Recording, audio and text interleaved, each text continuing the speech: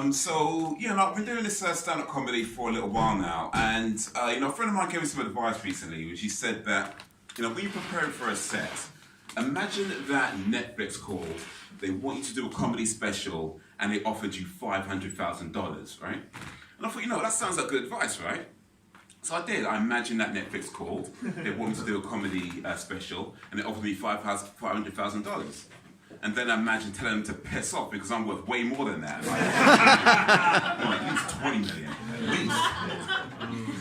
I'm only joking, of course. I would not turn down $500,000. That is a lot of money. That really is. I mean, when you think about it, that's 500,000 US dollars. But even when you convert it into real money, it's still a lot. It's still a lot. But it's like it's not. But it's like when you're a kid and your friend says to you something like, "Would you suck dick for £1 million?" Right? And when you're a kid, it's like, "No, of course not, man. That's gay, man. No, of course not." But as you get older, it's kind of like, I'm not saying I'll do it, but I can make the offer. Options here.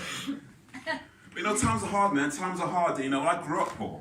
I grew up poor, like, we were so poor that my dad had to put a cardboard box over my head and pretend it was a TV. And that wouldn't have been so bad, but it's one of those TVs where you had to smack the side of it together.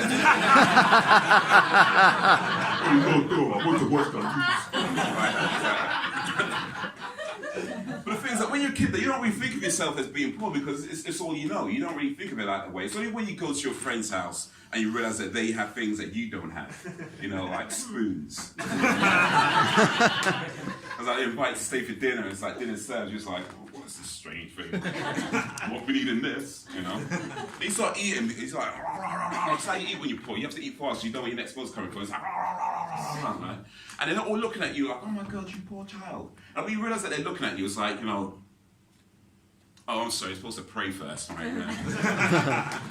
But yeah, man, times are hard, man. And I've had all kinds of jobs. I've had all kinds of jobs over the years. Like I did, the Uber Eats, the food delivery. I did that. And let me tell you a story, actually.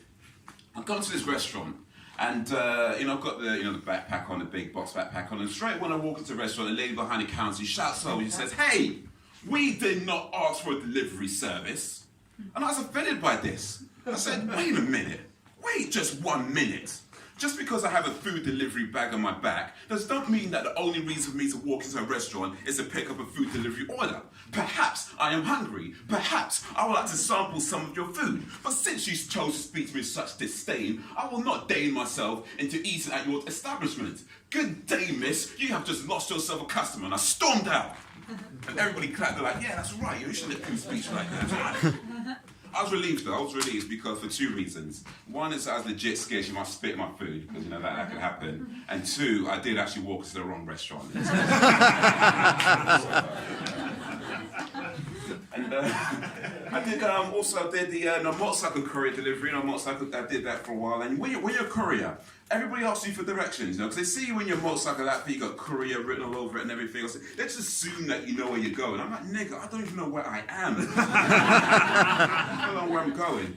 True story, like I got a delivery request once, it came through, and it said something like, yeah, we want you to pick up a package at 29 Wendover Street. Oh, okay, cool. I put 29 Wendover Street to my sat-nav, turns out I'm standing right next to it. It was like, okay, that happened.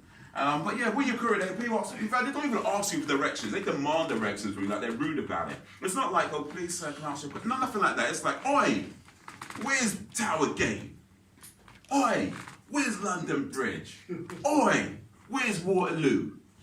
I said to myself, I'll tell you where Waterloo is. You walk down the street. You see that shop on the corner at the end? It's like, yeah, I'll see it. It's like, you walk in there, you buy a fucking map. That's how you get to Waterloo.